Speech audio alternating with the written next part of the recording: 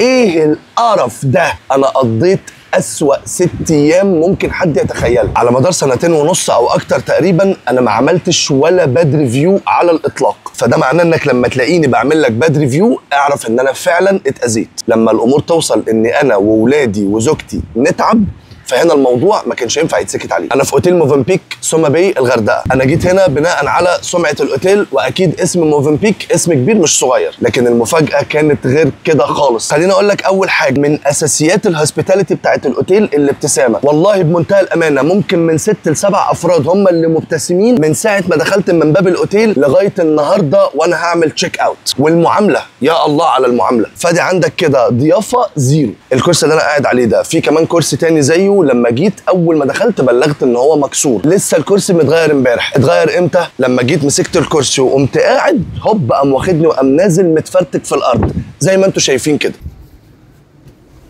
نيجي بقى للكارثه. انا في موفنبيك فندق 5 ستارز، الاكل مفيش اسوأ ولا اقذر من كده. ايه القرف ده؟ الاكل سيء لدرجه ان اللحمه ليها ريحه، السمك معفن، والسمك ده فيلم تاني. انا عمري ما دخلت اوتيل عامل بوفيه سي فود وما فيهوش جمبري. طيب سيبك من الجمبري مع ان ده اساسي انه لازم يكون موجود في السي فود. الكابوريا، حجم الكابوريا قد كده، ريحتها تقرف.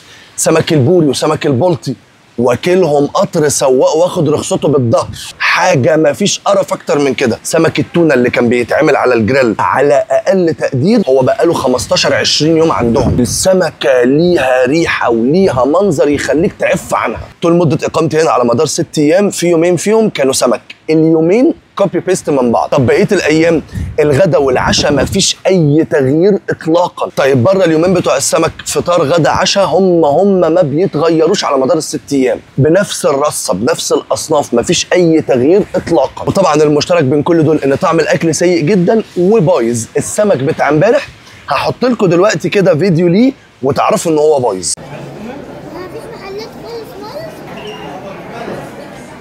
طيب تعالى نخرج بره المطعم الرئيسي وندخل المطعم الالاكارت اللي المفروض ان هو بيبقى ارقى من المطعم الرئيسي. دخلنا المطعم اللبناني. يا عم اقسم بالله انتوا اللبنانيين لو عرفوا ان انتوا بتعملوا الاكل ده لا هيتبروا منكم ومن المطعم اللبناني وهيبطلوا يعملوا اكل بقيه حياتهم. لك ان تتخيل ان ترابيزه محجوزه ل5 افراد ينزل فيها شوايه فيها 5 صوابع كفته، 5 حتت شيش، 5 حتت لحمه، يعني بمعدل صباع كفته، حته شيش، حته لحمه لكل فرد. اللحمه هنا محتاجه فيديو لوحدها.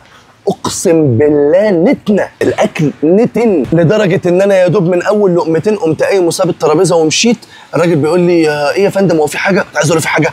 ده في مصيبه سودة على دماغكم. فقره الحلويات اللي المفروض ان انا بحل بيها بعد الاكل، كريمه الحلويات حامضه محمضه بايظه. وكان طبعا نتيجه بوظان الاكل ده ان انا ولادي جالهم نزله معويه وبقينا بندي في محاليل جفاف ومطهرات معويه وحاجه اخر زفت. يجي حد يقول لي طب انت ليه ما بتخرجش تجيب اكل من بره؟ اولا انا حاجز اول انكلوزيف، يعني مش مطلوب مني ان انا ادفع جنيه تاني عشان اجيب اكل من بره، مطلوب منك ان انت تحسن جودتك. نمره 2 اللي عارف موفنبيك سوما باي بينه وبين اقرب منطقه عمار حوالي نص ساعه علشان توصل للغردقه نفسها. دي كارثه اكبر. خش لي بقى على اللي بعده، البول. اقذر بول دخلته هوريكم دلوقتي حالا فيديو للي موجود في البول.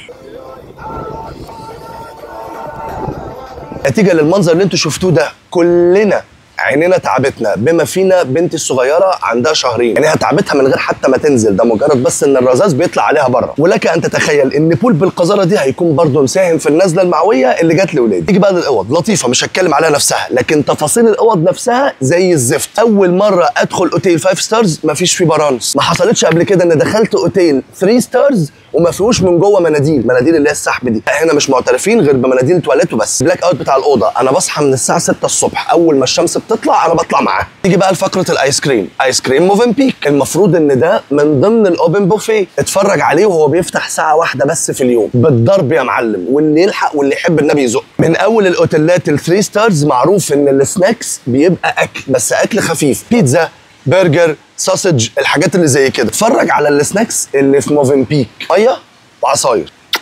الف سلامه عليك. لان طبعا معروف الاولاد الصغيرين لما بيبقوا قاعدين في المطعم عمرهم ما بياكلوا اكل عدله، فبنستغل الفتره بتاعت السناكس دي علشان خاطر اللي في البول اللي في البحر اللي جاع يلاقي حاجه ياكلها. فموفنبيك مفيش. من اول الاوتيلات ال3 ستارز عادي جدا ان انت بتقول لهم في المطعم طب يا جماعه انا هاخد طبق علشان خاطر مثلا الاولاد او علشان خاطر مثلا في حد تعبان في الاوضه. هنا احنا ما فيش الكلام ده خالص، ممنوع ان انت اصلا تخرج بره الطبق اللي بره. في تيجي بقى للفقره الالطف، المفروض ان في كل الاوتيلات من اول ال3 ستارز وانت طالع عندك مثلا الفتره بتاعه العشاء اللي هي بتبقى من 7 ل 10 من 6 ل 9 ايا كان الفتره دي بتبقى ايه، فتره على بعضها. لا هنا من 7 ل 8 ومن 8 ونص ل 9 ونص، ولو جيت في الفاصل ما بين 8 ل 8 ونص دي لا انت هتفضل واقف متذنب قدام باب المطعم وهو مقفول. بار المشروبات ادلتس اونلي، والمنطقه اللي فيها اطفال هي منطقه ما فيهاش تكييف وزي الزفت. اول مره اكون في اوتيل اوبن بوفيه والاقي ان المشروبات الغازيه بالطلب، انا اللي اعرفه بيبقى فيه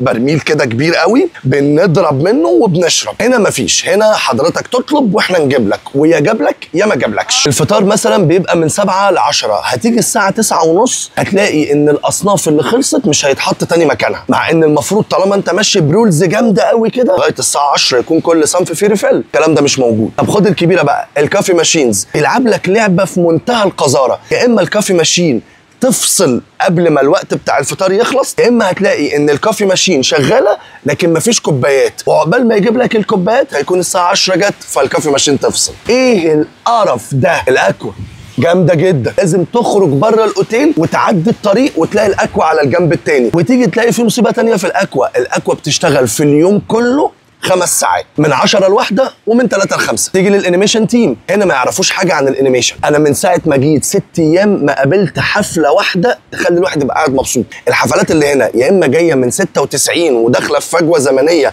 جابوها هنا، يا اما الناس دي ما عندهاش اي علم نهائي بفقره الانيميشن دي. فقره الفون بارتي اللي كبار وصغيرين بيستنوها هنا في موفنبيك سوما باي الغردقه، ترعة المحمودية في ثوبها الجديد. طبعا بدأت اكتشف المصايب دي كلها من تاني يوم، لان اول يوم انا جيت تعبان قضيناه كله تقريبا نوم. من تاني يوم مع اول مصيبة فكرت ان انا اعمل تشيك اوت، بس فكرة ان انت تعمل تشيك اوت ويبقى في خسارة في الحجز لان انت حاجز وهتعمل تشيك اوت، فكرة ان انت لسه هتدور على اوتيل تاني وما تعرفش انت هتلاقي اماكن ولا لا، فكرة ان انت يبقى معاك اطفال وفتحت شنطك وفردتها وترجع تلمها تاني، الناس اللي متجوزين ومخلفين عارفين الموضوع ده مرهق قد ايه. فقررت ان انا اكمل يمكن الاقي في حاجة كويسة، وده سبب من الاسباب اللي خلتني اعمل الفيديو ده النهارده. وانا خلاص هعمل تشيك اوت كمان ساعتين علشان اكون اديتهم فرصتهم كامله، يمكن اكون ظالمهم في حاجه او يمكن يطلعوا حاجه كويسه. تيجي بقى للهاوس كيبنج، الاوضه نفسها وفرشها نظافتهم مش كويسه، لان دي ثالث مره نلاقي فيها حشرات في اللحاف. فقره اللوست اللي المفروض ان انت لما بيضيع منك حاجه بتسال عليها، احنا في اوتيل مقفول يعني ما احناش قاعدين في الشارع، لا هنا اللي بيضيع الف سلامه عليك. ضاع من سليم ابن العوامه بتاعته وطبعا مش لاقيينها، سالنا في اللاست مش موجوده. طبعا القصه مش قصه عوامه،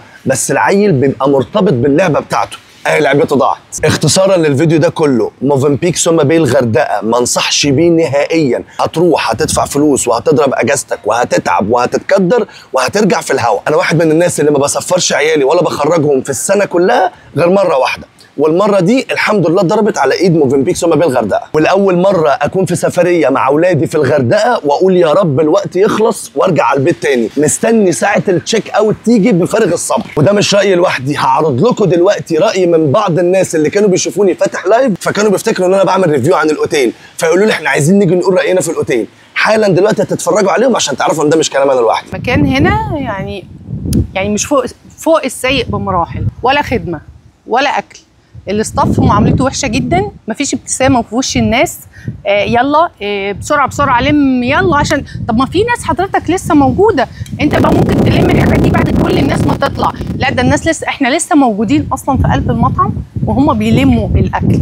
طب ما في اطفال بتاكل على مهلها، غير بقى طعم الاكل رهيب، مش قادره اقول لك. تطلع من الاكل خش التويليت على طول، اقسم بالله، سواء الفطار سواء الغداء سواء العشاء، ريحه الاكل تخليك عايز ترجع. يعني اول امبارح كانوا عاملين سمك بالليل، لا ده مش سمك خالص، يعني عايزه اقول لك لو مطلعينه من قلب الرمله انت وانت اصلا طالع مش عايز تخش من ريحه الزفاره من ريحه الاكل اللي عايزك ترجع. لا سيئين سيئين سيئين في تعامل، يعني دي اول واخر مره اجي هنا تاني. انا طبعا متضايقه جدا، الاستاف هنا معاملته سيئه جدا. يعني احنا النهارده لو احنا في توليب ده حاجه خاصه بينا كمصر جيش.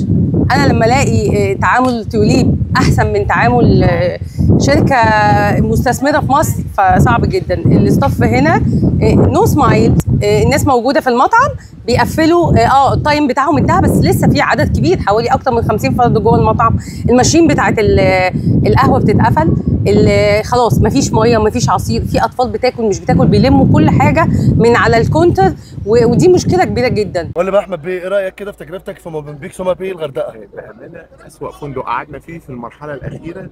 السنه دي احنا اتغشينا، السنه اللي فاتت كنا في فندق جنبه اسمه امارينا كان تحفه بالنسبه لي. احنا السنه دي اتبهدلنا، الاكل كان من اسوء ما يمكن، البيسينات البول لو حد جه من وزاره الصحه هيقفل الفندق ده لو شاف البيسينات. من ضمن قله الذوق الموجوده في الاوتيل، انا ميعاد التشيك اوت بتاعي لسه ما جاش، تشيك اوت الساعه 12، الساعه دلوقتي 11. بصوا الانوار، بص اهو، والشاحن طبعا مش شغال. بصوا التكييف اهو، الواحد جايب ميه من كل حته. ما شفتش قله ذوق اكتر من كده. ميعاد التشيك اوت بتاعي فاضل عليه ساعه، ليه تفصل النور من الاوضه؟ ما شفتش قله ذوق اكتر من كده. والمره دي بقى مش ههزر معاك واقول لك ما تجيبهاش، انا جبتها مكانك. اياك تيجي موفنبيك سوما باي الغردقه، انا خلاص لبست في الاجازه الطين دي مكانك.